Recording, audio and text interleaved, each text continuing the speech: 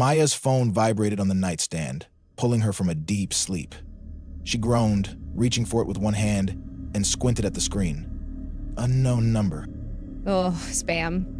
She muttered, declining the call. She rolled over, but a second later the phone buzzed again. Same number. With a sigh, she swiped to answer. Hello? A moment of static, then a low, crackling voice spoke. Did you check the basement? Maya froze. Who is this? The line went silent. She stared at her phone, her pulse quickening. Just a prank, she told herself. She lived alone, but she never used the basement. It was empty, just storage and cobwebs. The phone buzzed again. Her heart leapt as she saw the same unknown number. This time, her voice wavered. What do you want? The voice on the other end was slow and deliberate. Go check the basement. No. Who are you? Stop calling me. She yelled, hanging up. Her hands trembled as she set the phone down. She glanced toward the hallway where the basement door stood, barely visible in the dark. A creeping thought whispered, What if there's something down there? Her phone buzzed again. Another call. Leave me alone. She reined into the phone. I just wanted to warn you. The voice rasped. He's already inside. A cold draft brushed the back of her neck. Slowly, she turned. The basement door was ajar. A shadow moved in the darkness behind it. Fortunate Squire lived in the dark with us.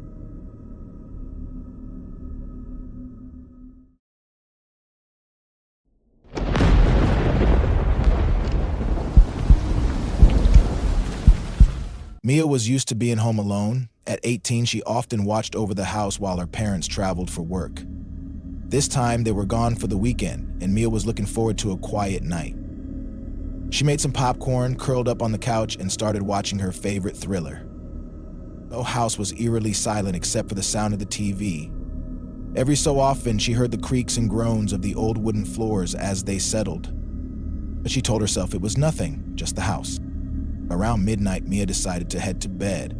As she climbed the stairs, her phone buzzed with a text from her mom. How's everything? Remember to lock the back door. Her heart sank. The back door. She'd forgotten. She rushed downstairs and bolted the door, double-checking the locks before heading back up. Lying in bed, Mia tried to shake the uneasy feeling. Just as she was drifting off, she heard a faint sound. It was coming from above. Mia froze. The attic. She never went up there. Her parents stored old furniture and holiday decorations in the crawl space, but it was sealed tight. The tapping continued, steady and deliberate. She grabbed her phone and dialed her best friend. Claire, I think someone's in the attic. Mia whispered. Claire tried to calm her, suggesting it might be an animal. Mia steeled herself and decided to investigate. She grabbed a flashlight and climbed the narrow stairs leading to the attic door. Her hand shook as she reached for the knob, but it was locked, just as it always was. Relieved, she turned to go back downstairs, but then she heard it again. This time it was louder, and it wasn't coming from the attic. It coming from her bedroom? Mia's blood ran cold. She backed away slowly, her flashlight trembling in her grip. She peered into her room from the hallway, her heart pounding. The closet door, which she always left closed, was ajar. She bolted down the stairs and out the front door, dialing 911 as she ran. The police arrived within minutes. When they entered the house, they found the back door lock had been tampered with. And in the closet, a man was crouched inside, clutching a knife. He had been living in the attic for days, sneaking down to steal food when Mia wasn't looking.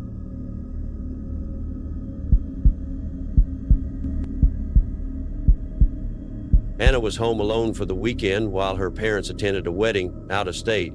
She loved the quiet until her landline phone started ringing. Hello? She answered, but no one spoke, just static.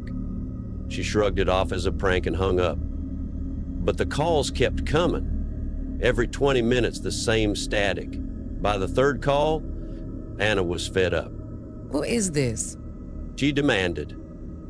This time there was a faint chuckle, then silence. Her chest tightened. She called the phone company to trace the number. They promised to investigate and told her not to worry. But just as she hung up, the phone rang again. She didn't answer. Instead, she texted her friend Sarah to come over. Sarah replied, "Be there in 10 minutes. Relieved, Anna turned off the lights and waited by the window. When headlights appeared in the driveway, Anna ran to the door to greet Sarah. But when she opened it, the driveway was empty. The headlights she'd seen weren't outside. They were reflecting off the glass window from inside the house.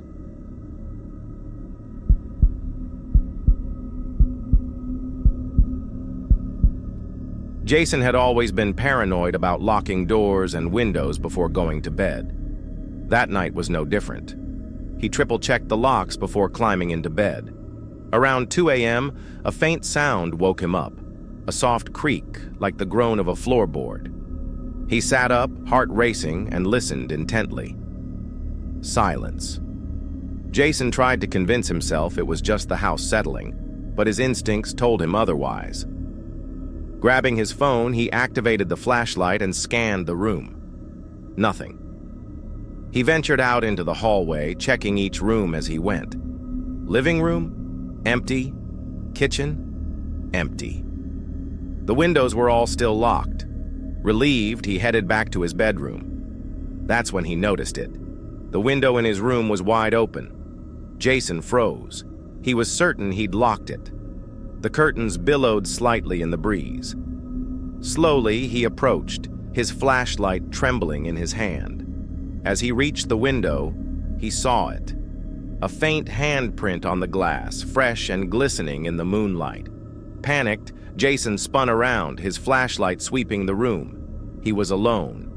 But then, from under the bed, he heard a faint whisper. "You should not have checked."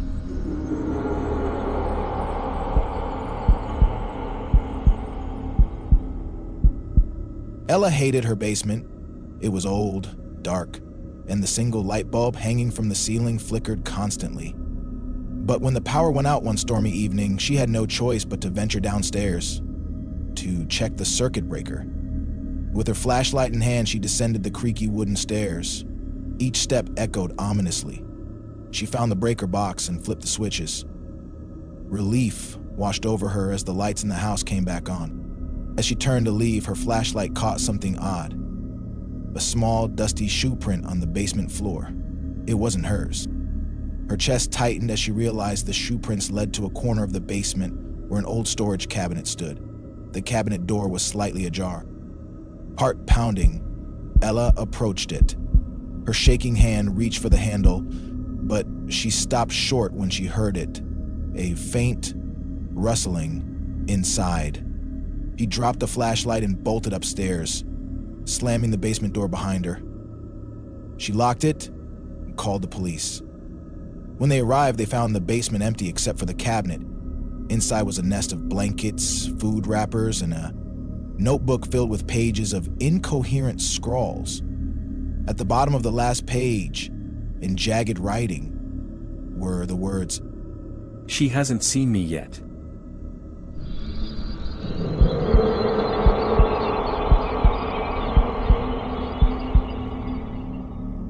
Mark lived in a secluded house in the woods, miles away from neighbors.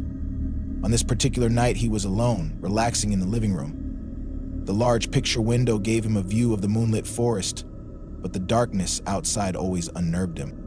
As he sat scrolling through his phone, he felt an odd sensation, like he was being watched. He glanced at the window, but nothing was there. Shaking it off, he returned to his phone. A few minutes later, the feeling returned, stronger this time. Mark turned off the lamp, plunging the room into darkness, and peered out the window. At first, he saw nothing but trees and shadows. Then he saw it, a pale, human-like face pressed against the glass. Its mouth twisted into a grin as it realized he had spotted it. Mark stumbled backward, grabbing his phone to call for help. By the time he looked back at the window, the face was gone. He locked every door and window, grabbed a knife from the kitchen, and hid in the bathroom. Minutes passed like hours as he waited for the police to arrive. And when they finally did, they found no sign of anyone outside, but as they searched the property, they discovered something horrifying. Muddy footprints leading up to every window of the house. Each window except the bathroom where Mark had been hiding.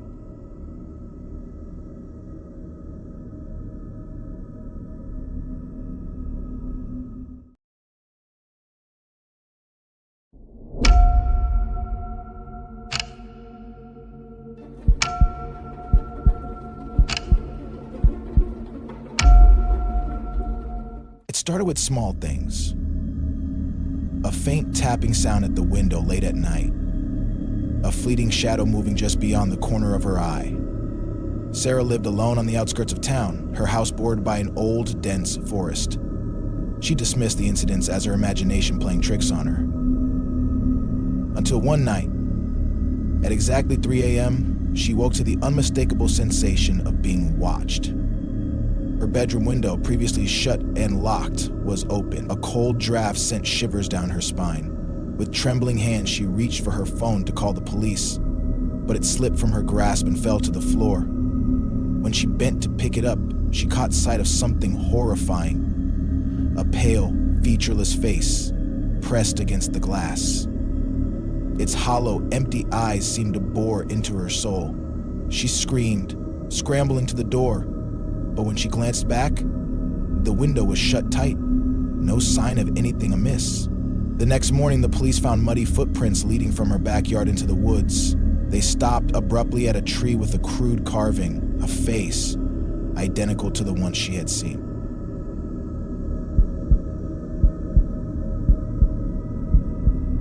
Tom had just moved into a historic home that had been converted into 2 apartments.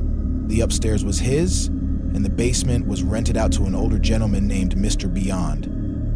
They rarely crossed paths, but Tom would occasionally hear faint footsteps and muffled sounds below. It was comforting, in a way, knowing someone else was there. But one night, people heard a falling crash, rest out in the basement. He rushed down, fearing Mr. Beyond might have fallen. The basement door was locked, but he could hear faint muttering on the other side. Tom pounded on the door, shouting, "Are you all right?" There was no response. The next day, Tom called the property manager, who arrived with a spare key. When they opened the basement, it was empty, completely vacant, with dust covering every surface. No furniture, no signs of life. Confused, Tom asked what happened to Mr. Beyond. The manager stared at him, pale-faced. Mr. Beyond? He died in that basement 5 years ago. No one has lived there since.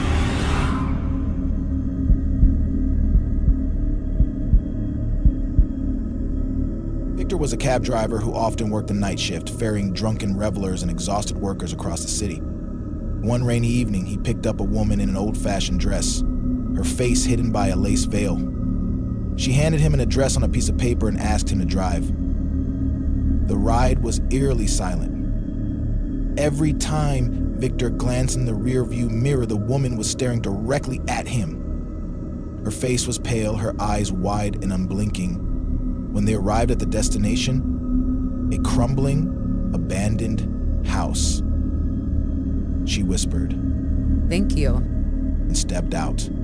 Victor watched as she disappeared into the shadows of the house. Feeling uneasy, he drove away, but something compelled him to look at the piece of paper she had given him. It wasn't an address, it was a newspaper clipping from 1955. The headline read, "Bride dies in house fire on wedding night." Below was a photograph of the woman he had just driven.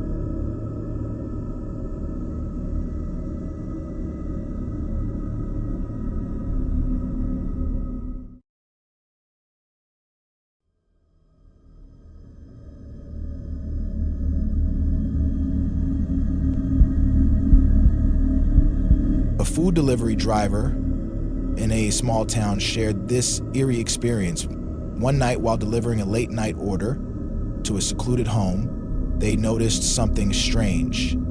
The house was in near total darkness except for a faint glow from an upstairs window. As the driver approached the porch, they saw a shadow move in the upstairs window. Thinking nothing of it, they knocked on the door. After a long pause, a frail elderly woman opened the door and smiled. She said, "Thank you for coming so late. My son's upstairs, but he doesn't like visitors." The driver handed her the food and left, feeling uneasy. A week later, they found out through local news that the elderly woman had been living alone for years. Her son had passed away nearly a decade ago. Who then had been watching the driver from the upstairs window?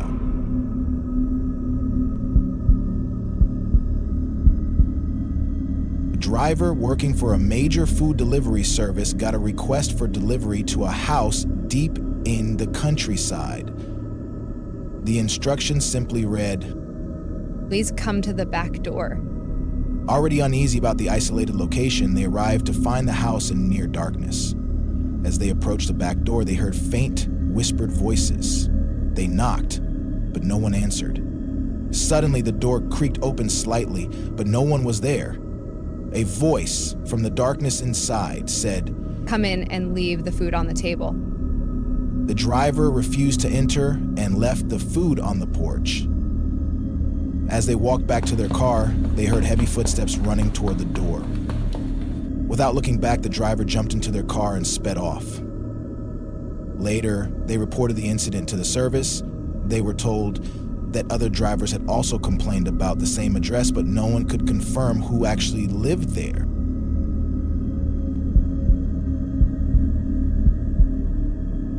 Jake, a part-time delivery driver, got an order late one evening for a house on the edge of town. The instructions were simple. Leave it at the door and knock twice. When he arrived, the house was eerily quiet, with no lights on except a faint glow from the upstairs window. He placed the food on the doorstep, knocked twice, and waited, but something felt off.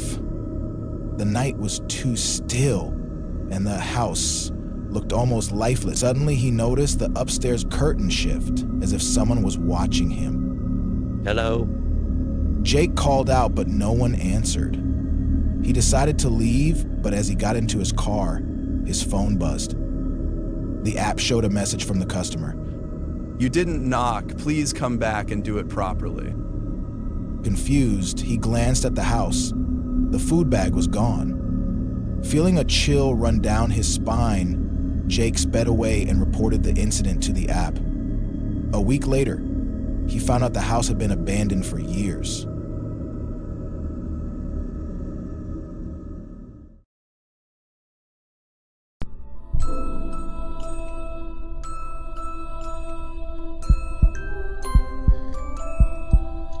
A group of teenagers decided to host a Christmas sleepover while their parents were away. To add some fun, they invited a friend to show up, dressed as Santa Claus, planning to scare the others. Around midnight, the teens heard jingling bells outside the house. Thinking it was their prankster friend, they laughed and opened the door. A tall figure in a Santa suit stood there, silent. His suit was tattered, and the fake beard was stained. He stepped inside without saying a word. When the real friend arrived an hour later, still in his regular clothes, the teens realized they had let in a stranger. The figure in the Santa suit was gone, but so was one of the teens, who was later found wandering the woods, unable to recall what had happened. A group of high school friends thought it would be funny to prank each other with an elf on the shelf during their Christmas break. They would sneak into each other's houses to leave the doll in creepy poses, hanging from the ceiling, peeking from behind curtains, or staring down from shelves. One night, they left the elf at one friend's house, perched on the edge of her bed. The next morning, she frantically called them, saying she had heard it whispering her name during the night. They all laughed it off as a joke until the same thing happened to another friend. The group tried to throw the doll away, but it kept reappearing in their homes, its eyes seemingly shifting toward them. They finally burned it, but to this day they swear they sometimes hear faint giggles in the night.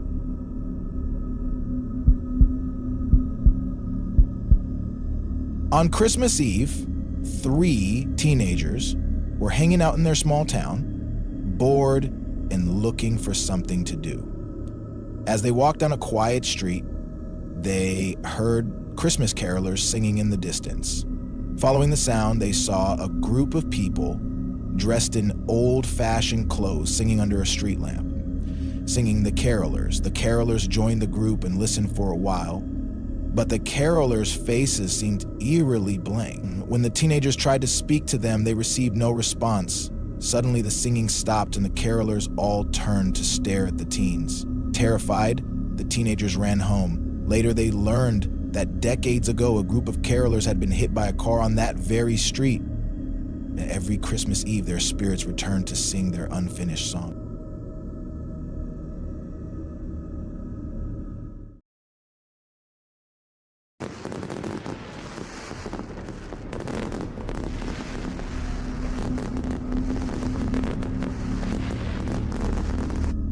The snow was falling heavily as Claire arrived at her family's cabin deep in the woods.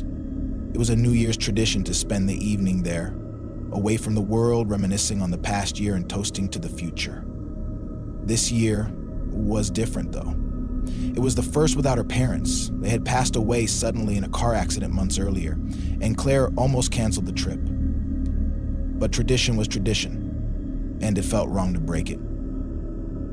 The cabin looked the same as ever, its wooden frame lit by the warm, flickering glow of the fireplace she had started earlier. She unpacked quickly, eager to fill the quiet with anything but the thoughts swirling in her head. At precisely 11:30 p.m., Claire sat down with a cup of tea and the worn leather-bound journal her parents always used to record their New Year's reflections. Claire said. She opened it, expecting to see their neat, familiar handwriting. Instead, the page was blank. That was odd.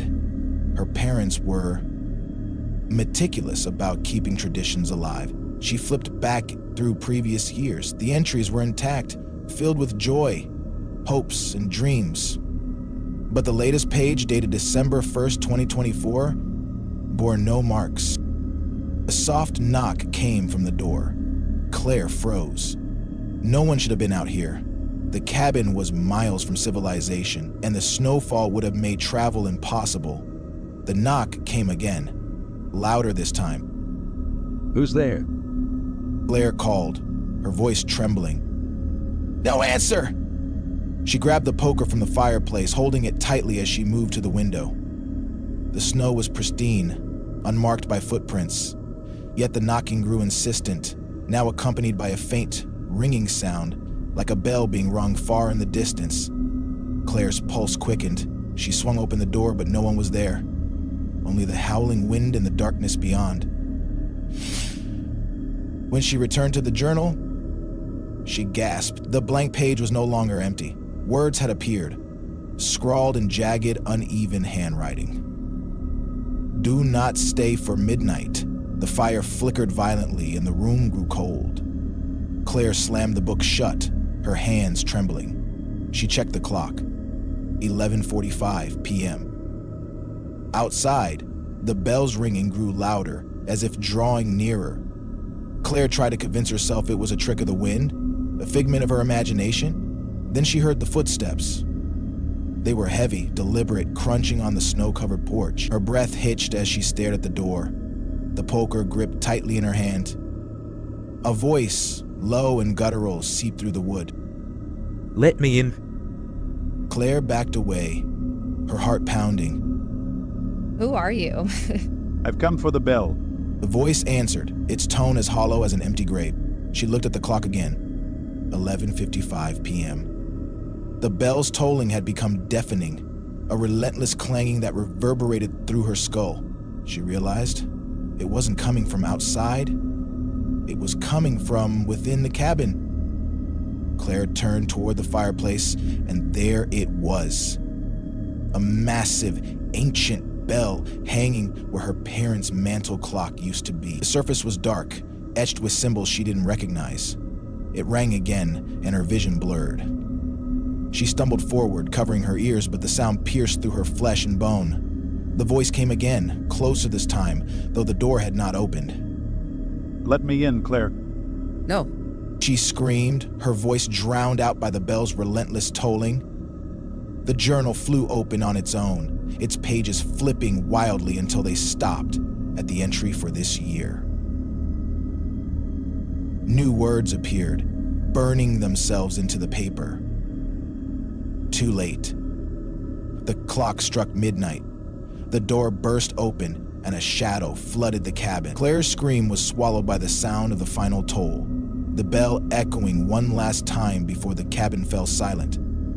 When the villagers found the cabin weeks later, they found only the journal on the floor. The entry for December 31st, 2024, now read, "The bell has tolled. Another taken. Happy New Year."